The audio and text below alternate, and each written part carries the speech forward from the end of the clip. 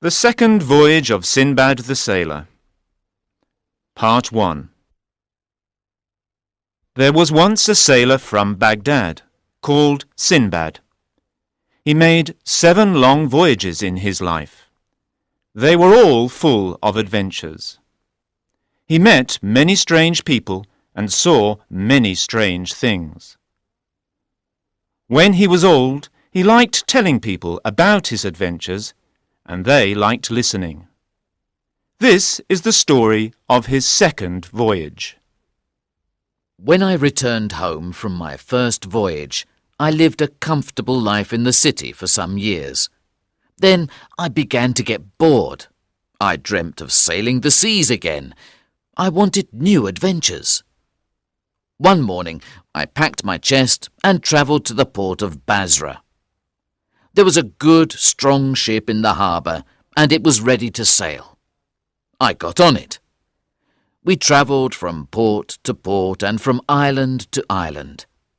The other passengers on the ship were merchants, and, when we stopped, they bought and sold things. Soon, I began to do the same. Weeks and months passed pleasantly, but without adventure. Then, one day, the wind took our ship to a strange and beautiful island. There were trees with delicious fruit, flowers of many colours, and streams of sweet water. The air was full of the songs of birds, but there weren't any people. The other passengers started to explore the island. I was tired, so I sat under a tree. I ate some of the delicious fruit from the trees and drank some of the sweet water from the streams. Then I fell asleep. When I woke up, I looked around. I was alone on the island. I looked out to sea and saw my ship on the horizon. I began to feel afraid. "Oh, poor me," I said. "What shall I do now?" I walked around the island for an hour or more. Then I climbed a tall tree. "I can get a better view of the island from the top of a tree," I thought. I looked left and right, but I saw only trees, flowers, birds, the sea and the sky. Then I looked more carefully.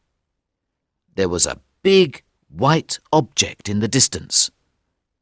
I decided to go and have a look at it. When I got nearer, I saw that it was a dome. I touched it and walked round it. It was very smooth and very big, but there were no doors or windows in it. Suddenly, it became dark. I looked up and saw an enormous bird above me. It covered the sun. "A rock," I said to myself, "and this white dome is her egg." I remembered a traveller's story about these birds. It said that rocks caught elephants for their babies to eat.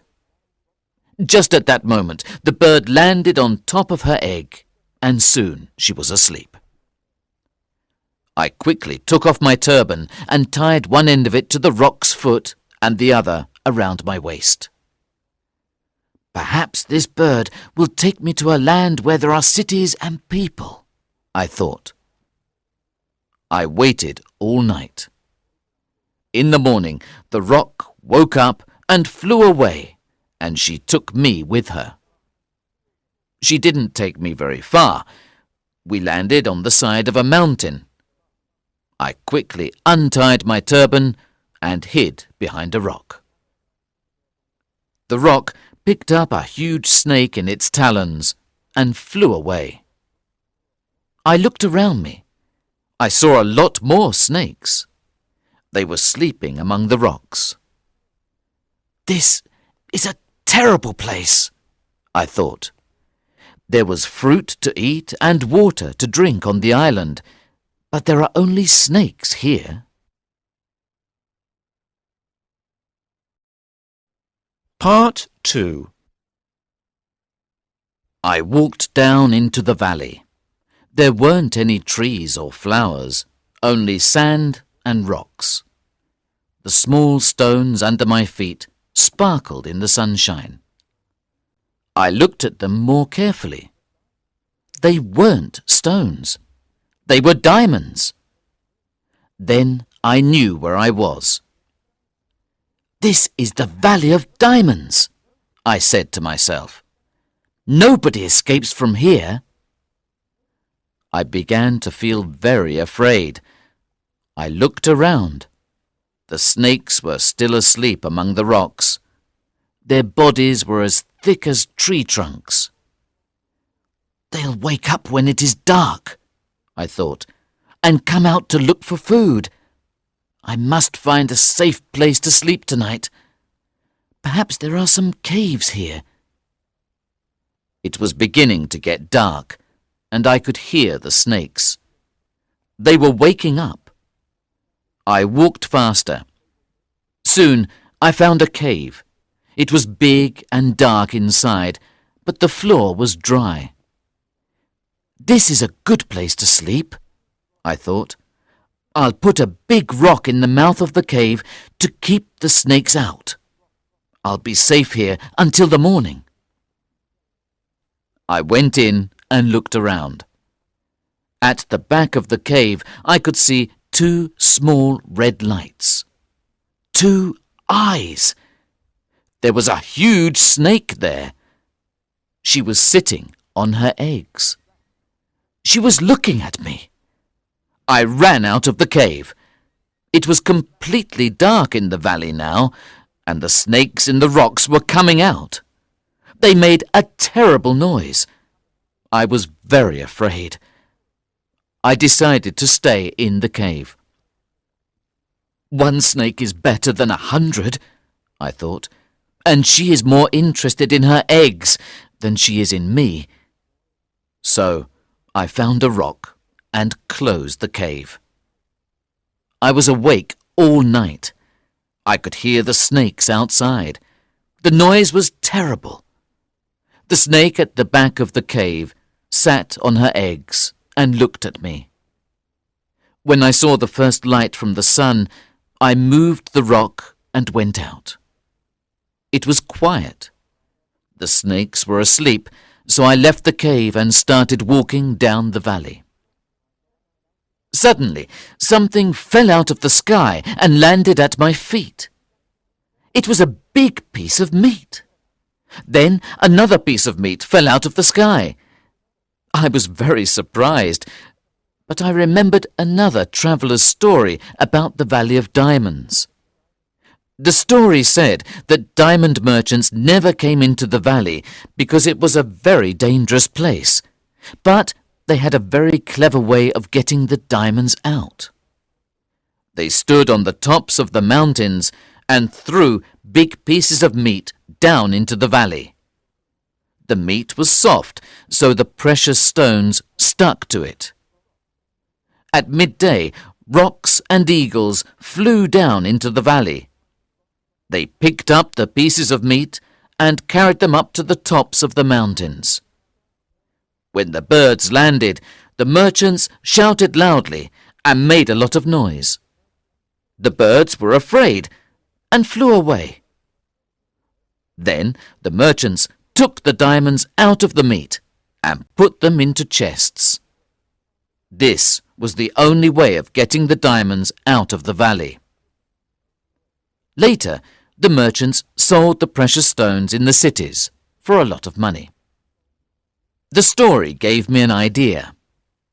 I filled my pockets with the biggest diamonds I could find. Then I tied myself to a piece of meat with my turban. Soon an eagle came down. It picked up the piece of meat and me and flew up to the top of a mountain with it. As soon as we landed, there was a lot of noise and shouting. The bird was afraid and flew away. I untied myself quickly and started to run. "Hey, you! Stop!" a man shouted. I stopped. "Don't hurt me, sir," I said. "I'm an honest man. I don't want your diamonds. I took 3 big diamonds out of my pocket. Look, I said, take these. I picked them up in the valley. And I gave him the stones. The man was very happy and thanked me. He took me to meet his friends. They were all diamond merchants. They gave me food and drink and listened to my story. One of them said, "You're the first man to escape from this valley." I travelled with them for many weeks. We visited many countries, and we had many adventures. I gave them diamonds, and they gave me food and drink. In one port there was a ship that was going to Basra. I was tired of travelling, and I wanted to see my family again, so I got on it. From Basra, I travelled back to Baghdad. I was happy to be home again. I was a rich man. I gave many presents to my family and money to the poor people of the city. I enjoyed my comfortable life at home. But after a few years, I started to get bored. I wanted to travel the seas again and have new adventures.